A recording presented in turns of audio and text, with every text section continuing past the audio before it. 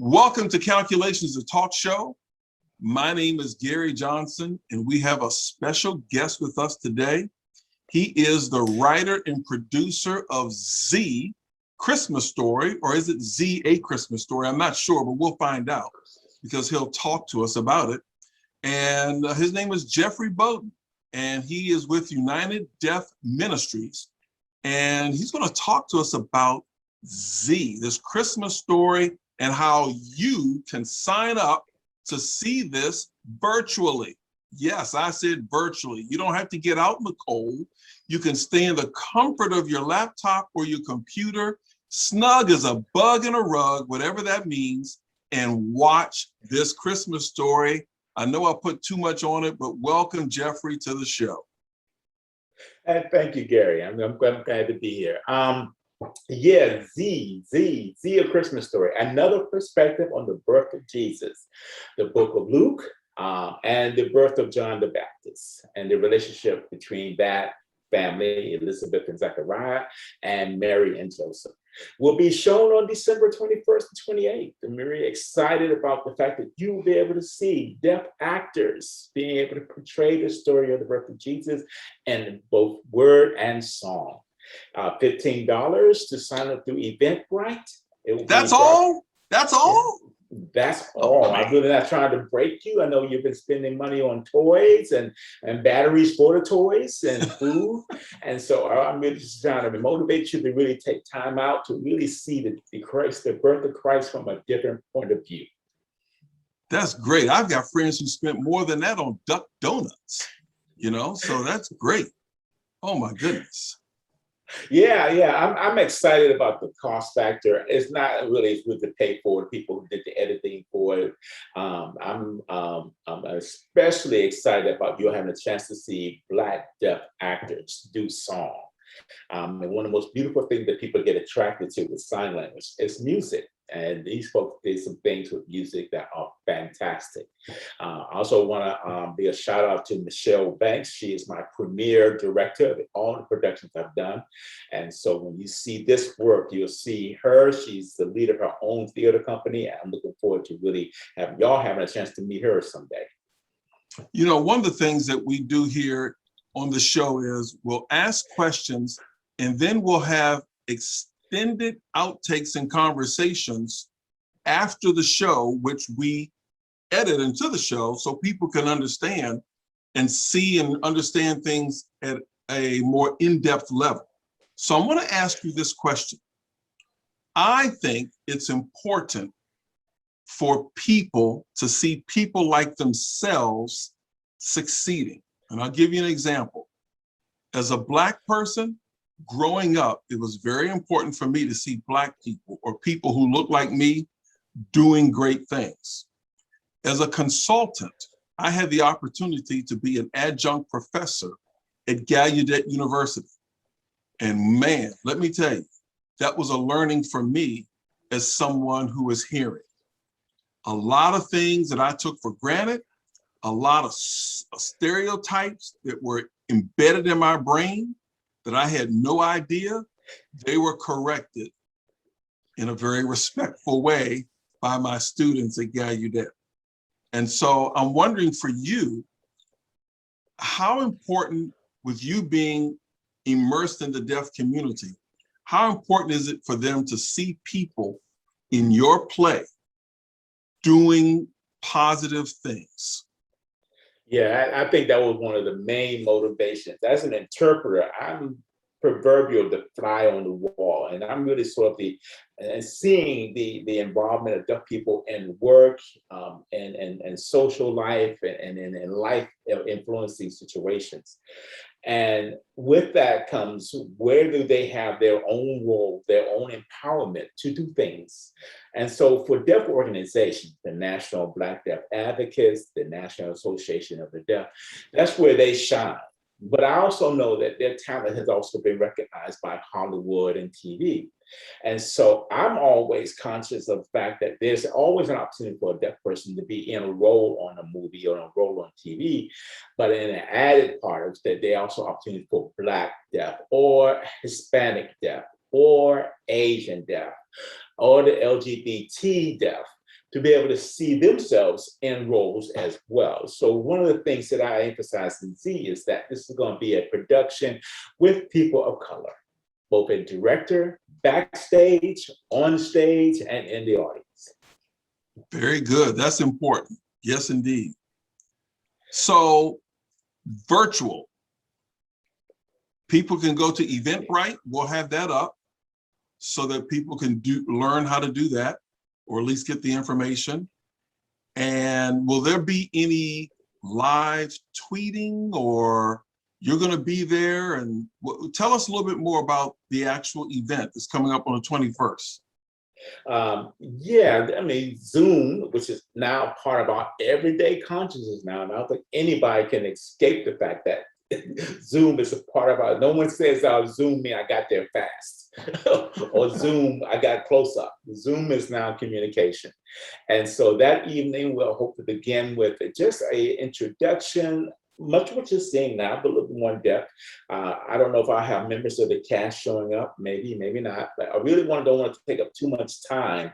The production lasts about an hour and 40 minutes. So I don't know that sometimes being able to watch a production for that length of time can be a bit, it's challenging, but at the same time, this is not a recording that you can take and watch at your leisure. Once it starts running, it's going all the way through. So we'll begin with an introduction. I will talk about the cast members and the director, and then we'll just go live and broadcasting. And I don't even think I'll do anything at the end of the show. Once we run the credits, y'all have a wonderful evening, and we'll see you again next year. All right, I'm excited. That's December 21st. 7 p.m. Eastern time. And then once again, December 28th, 7 p.m. Eastern time.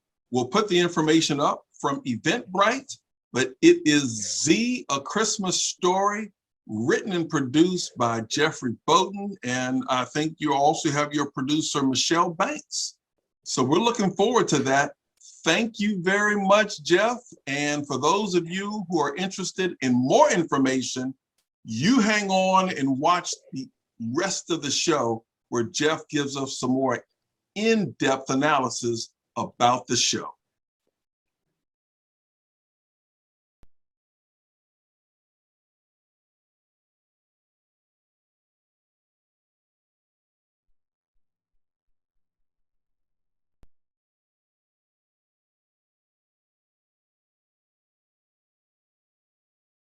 Anyway, thank you, Gary, for inviting me. I'm really excited about doing this. One of the things that has been on my mind is the opportunity to present the deaf community on stage, film, and one significant emphasis has been people of color, or deaf people of color. One of the things that have always been my point of view has been in movies and in stage, that the color of deafness, and in general, the color of person with disabilities has always been white. Anytime that they show a person on a movie with a disability, if they have a starring or significant role, they tend to be that's a white person. And so the opportunities for disabled people of color, whether it is cognitive or physical or sensory, but I mean, unless that person themselves is an actual individual. For example, Ray Charles, we see that the movie about Ray Charles has been mostly about his musical career and maybe his heroin, his drug addiction, but it's also because he was blind, and his gift and how he was able to accomplish so much in light of the fact that he was blind. And Jamie Foxx did an amazing job of showing Ray's survival techniques. You know, how did he walk down the street? How did he cook for himself? How did he use his own drugs? And of course, his ability to communicate with his friends and his lady friends. Exactly, it was kind of funny how he said he would feel their pulse, and that would give him a sense of kind of woman he was dealing with. But very few situations on regular TV where they want to invite in a person that's deaf as a focus of a character, as the person is Black. there have been an FBI TV series, and this agent, I'm not sure if they have agent or this employee FBI who was an investigator, she was a deaf person, legitimately and honestly, and a deaf person, but she was white. Molly Matlin, a very famous deaf actress with her first start in several movies was Children of a Lesser God. But then she moved on to another significant role. She was on Seinfeld for a few episodes. She had her own series for a while, but white deaf person. Any situation involving there was a really great medical story called Scrubs, very comedic, but at the same time, it was a medical series. And one situation where the deaf father and his son both were deaf. And while they were taking care of the needs of the son in one perspective, when they found out that he was eligible for the cochlear implant, the father didn't want it for his son. But the doctors were determined that this would make his world so much better if he could hear. And so the story goes on from there. But again, white, deaf father, white kid. So I was thinking, maybe there's something that I can do to really promote the talent and the gifts of Black or persons of color who are in the deaf community. And so I came up with Z.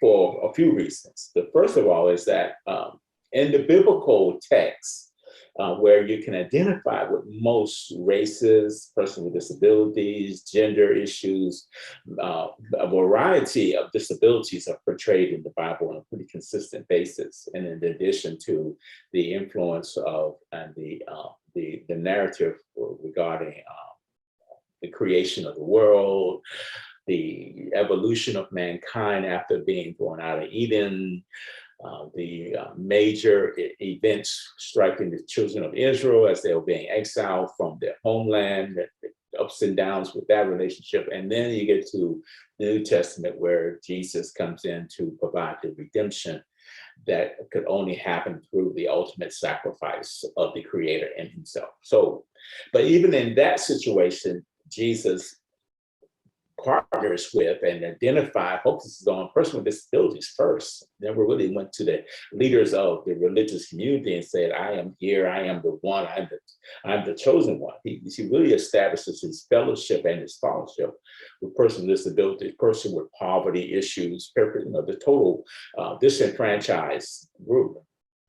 And it was there that I really found the unique story of Z, which at this time of year, where we're talking about the birth of Jesus, that it has a relationship to deafness and sign language through Zachariah, who is the father of John the Baptist. And it just so happened that John the Baptist, Elizabeth is the cousin of Mary. So there's some family relationship between a significant disciple, John the Baptist. There's a historical relationship between the family line of Jesus, Mary and Joseph, Elizabeth and Zachariah, that goes back to Aaron. And then there's a language relationship that I really picked up on in what happens when Zachariah, when he has contact with the angel Gabriel, and said, okay, you're gonna be a dad. And Zachariah, sign Z starts laughing. He says, man, I'm well up in age and my wife is older than me. And any mature couple can attest to the fact that after a while, there's no more fire in the furnace, even if there's an interest. So in a very, very special way, Zachariah introduces deafness, and he said in the way that I interpret it, and most preachers do that. They can look at the scripture and then do an analysis and say to themselves, well, what did this sentence actually mean? And some will go historical, and some will go with literary emphasis, because oftentimes when God repeats something, it has more deeper meaning than when he says it one time. So he tells Zachariah, the angel tells Zachariah, because you don't believe it, you will now be silent and unable to speak. Now, that to me struck a nerve, because he could have just said, from now on, you will not be able to speak, which happened oftentimes when people encountered angels. They became completely dumbfounded, and boom, they couldn't speak. And people recognized that as some sign that they were impacted by a divine presence, especially back in that day. Obviously, something so awesome happened that it struck them to a point where they were almost catatonic, but they were just completely muted. But to be silent and unable to speak is a repetition that I didn't necessarily embrace as a double meaning of the same thing. So here in my interpretation is that you'll be silent and unable to speak, which means you won't be able to hear and you won't be able to talk. Now, some can argue that, oh, well, you're making that up because you're in the interpreting world and you're in deafness. Obviously you're going to see it that way. But the situation after that, when Elizabeth decides that she's not going to be hanging out with people anymore because she's old and she's pregnant and she's showing, well, Zachariah, obviously, just by the nature of their relationship, has to do everything. Go to the store, go to the laundry. I mean, this is not something you can call Uber to do or call, they said that they invited anybody to stay at their house. He takes on a lot of the roles. And his socializing with the community is so impactful that when the baby is born, that people come over to the house and ask Elizabeth, what's the name of the baby? Well, Elizabeth said, well, ask Zachariah. He didn't want to have division. And they went to him and they start signing to him. What is the name of the baby? They didn't say they went and got a pad and wrote to him. They said they went to him and they started gesturing or signing. And then Zachariah signs back to them. Now, he wasn't the one pregnant, so he couldn't have fully physical functioning, but he tells them, bring me a tablet. He signs to them that, and they get it, and he writes the name John, and as the prophecy is revealed, that once he did that, he was able to speak and talk and hear again. So that emphasis is up for interpretations, and some theological scholar will probably argue that, but that's as I say, that's my story, and I'm sticking with it. So here we have that, and here we have Christmas, and here are the many churches that decide let's have our Christmas program. And of course, anybody has been to Evangel Temple in Peachey County, that was one of the more famous Christmas productions. They brought in animals, and it was a huge deal. And I will be interpreting that. And then some of the other churches would invite me to interpret, and I would look at the deaf people in the audience. And so a few people would come and watch, and they enjoyed it. But I'm like, well, why aren't you involved in this kind of thing? Why isn't this the story of the birth of Christ your story? So I wrote Z. But Z for the main perspective of hiring, recruiting, and selecting deaf talent to be involved in this. And they were persons of color. So Michelle Banks, I've known her since she was a child, majored in theater arts in college. And while she has, like every actor, they have to have a side job to earn money to feed the family. Her passion is in stage production and acting and directing. And so I showed her the concept, she embraced it. And 10 years ago, almost more than like 12 years ago, we did Z. We did about 2 years straight, and then I put it on the shelf. And then 10 years later, another church contacted me and said, Jeff, man, you remember that play you did? I said, yeah. You still doing this? And no, I haven't done it in 10 years. He said, would you mind bringing it to New York?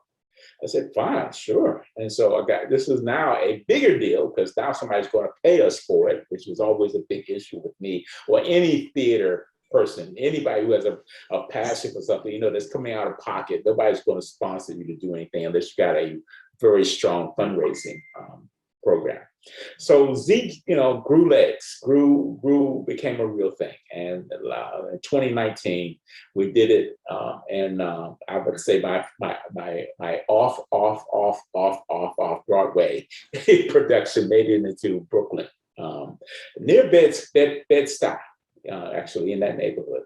And it was great. So we had a video, and I'm looking forward to really showing it on December 21st and December 28th, 7 o'clock in the evening through a kind of a Zoom platform. So people go to Eventbrite and look up Z, A Christmas Story. And we're looking for donations. Like the ticket cost us $15. It's not going to hurt you, and you should be able to really enjoy yourself in a community of people who can see this thing being blossomed. It's great camera work, great lighting, great views of people signing. We're using the music from the Soulful Messiah that was produced by Quincy Jones, where we had an array of artists. We didn't use all of it. We made maybe 3 songs. Song that Howard Hewitt sings, Behold, a Virgin Shall Conceive. The beginning song, the Hallelujah Introit, the Hallelujah finale. And the brother that played Joseph expanded his role. And he said, man, I have a song I can do with this part of the play. I said, well, yeah, you should do it. And his name is Aaron Loggins. He's a phenomenal young man, was voted Mr. Deaf International. Just finished writing his own book, getting that published. And this has been an amazing guy. And so very talented. And I mean, signing songs, man, he just takes it over. So he said, he picked a song by Charlie Wilson, I'm Blessed.